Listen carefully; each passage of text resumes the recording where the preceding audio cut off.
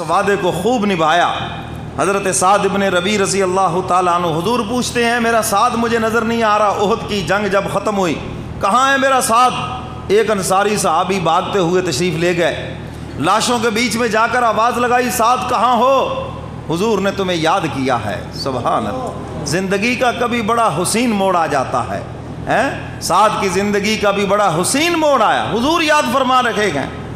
لاشوں میں ایک ہاتھ بلند ہوا اور انصاری صحابی فرماتے میں قریب پہنچا، اللہ اکبر، میں نے دیکھا کہ حضرت سعد رضی اللہ تعالیٰ عنہ زندگی اور موت کی کشمکش میں ہیں۔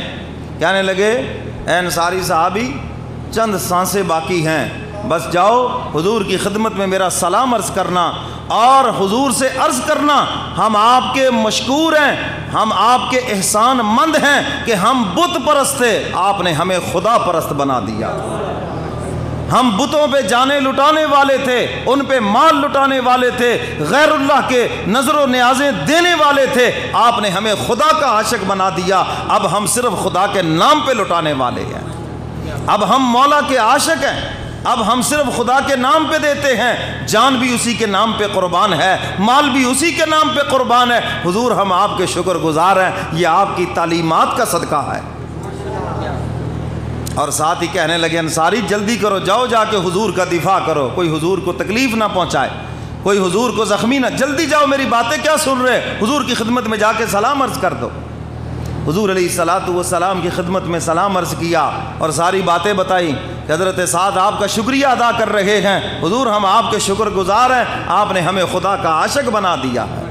ہم دنیا کے عاشق تھے، ہم تو دولت کے عاشق تھے، آپ نے سارے عشق دل سے نکالے اور دل میں آپ نے عشق الہی بٹھا دیا، ہم آپ کے شکر گزار ہیں اس پر۔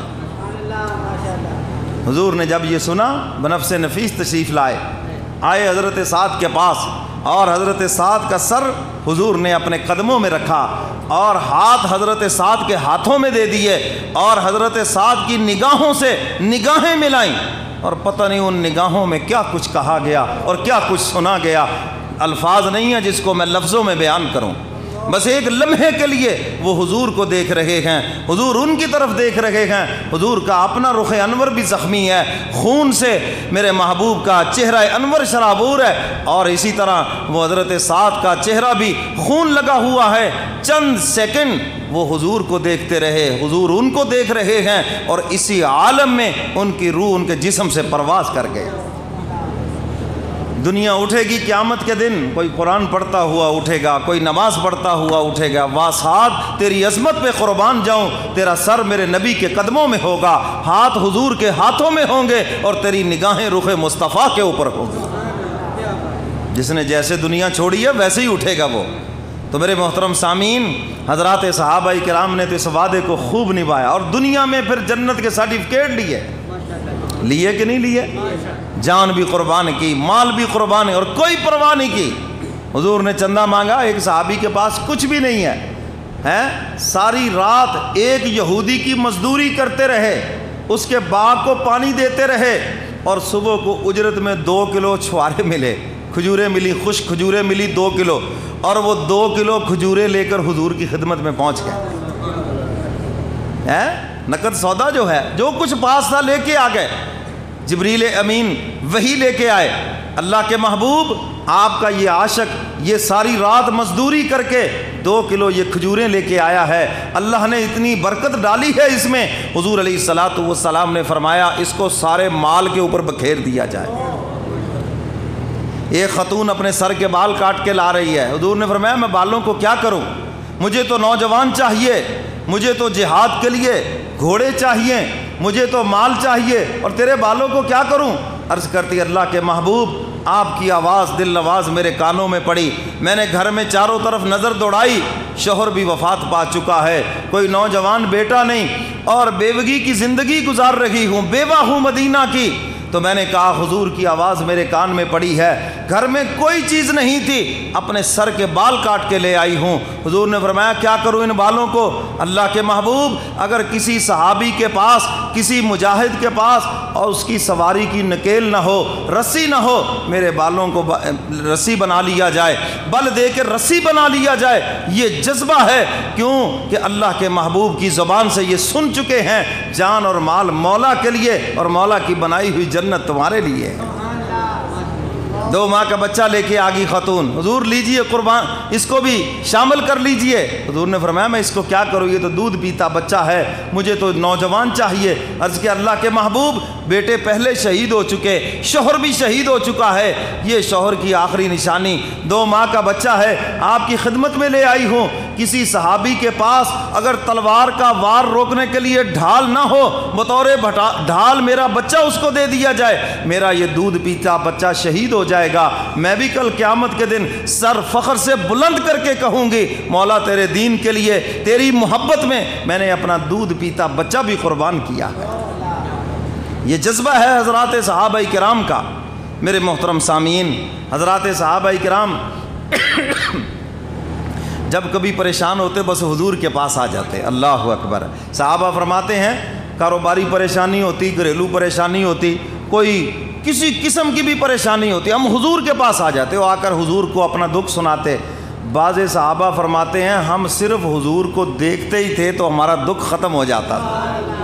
اللہ نے یہ چہرہ ہی ایسا بنایا ہے، جو حضور کو دیکھتا اس کا دکھ ہی ختم ہو جاتا۔ حضور تشریف فرما ہے، ایک خاتون حضور کی خدمت میں آ گئی اور آ کے عرض کرنے لگی اللہ کے محبوب میرا اکلوتا نوجوان بیٹا میدان جہاد میں شہید ہو گیا ہے، اور یہ صدمہ دل کے اوپر اتنا ہے کہ مجھ سے برداشت نہیں ہو رہا۔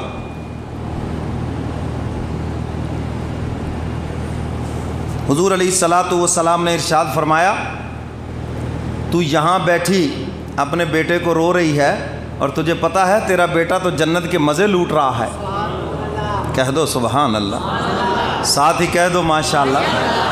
تیرا بیٹا تو جنت کے مزے لوٹ رہا ہے اور تو یہاں بیٹھی اس کو رو رہی ہے۔ اور میرے محبوب نے اگلی بات فرمائی، حضور فرماتے ہیں اگر تم کہو میں اللہ سے درخواست کروں حق تعالیٰ بیچ سے پردے ہٹا دیں اور تو اپنے بیٹے کو اپنی آنکھوں سے جنت میں مزے لوٹتا ہوا دیکھ لے۔ وہ تھی ایمان والی، ایمان والی۔ کیا عرض کرتی ہیں اللہ کے محبوب نہیں نہیں نہیں نہیں نہیں، مجھے اپنی آنکھوں پہ اتنا یقین نہیں ہے جتنا آپ کے فرمان مبارک کے اوپر یقین ہے۔ میں دیکھنے میں دھوکہ کھا سکتی ہوں مگر جو آپ نے فرما دیا وہ کبھی غلط نہیں ہو سکتا۔ اور ہم جیسا کوئی نالائق ہوتا کیا کہتے ہیں جی بتا دیو جی، کوئی دل نو ٹھنڈ پہ جائے جی، کوئی حوصلہ ہو جائے جی، اس قسم کی کوئی نہ کوئی حرکت کرتے۔ مگر دیکھو حضور علیہ الصلاۃ والسلام پہ کس قدر اعتماد ہے۔ عرض کرتی ہیں اللہ کے محبوب مجھے اپنی آنکھوں پہ اتنا یقین نہیں ہے جتنا مجھے آپ کی زبان مبارک کے اوپر یقین ہے۔ ایک اور خاتون آ گئی، کہنے لگی اللہ کے محبوب میں نے بڑی قربانی دی ہے، بس آپ دعا کریں کہ اللہ مجھے جنت دے دے۔ حضور نے فرمایا کہ کوئی بوڑھی عورت جنت میں ہی نہیں جائے گی۔ وہ رونے لگی اور چیخنے لگی یا رسول اللہ میں نے یہ کیا، یہ قربان، اور اوپر سے آپ فرما رہے ہیں کہ بوڑھی تو جنت میں ہی نہیں جائے گی، میرا بنے گا کیا؟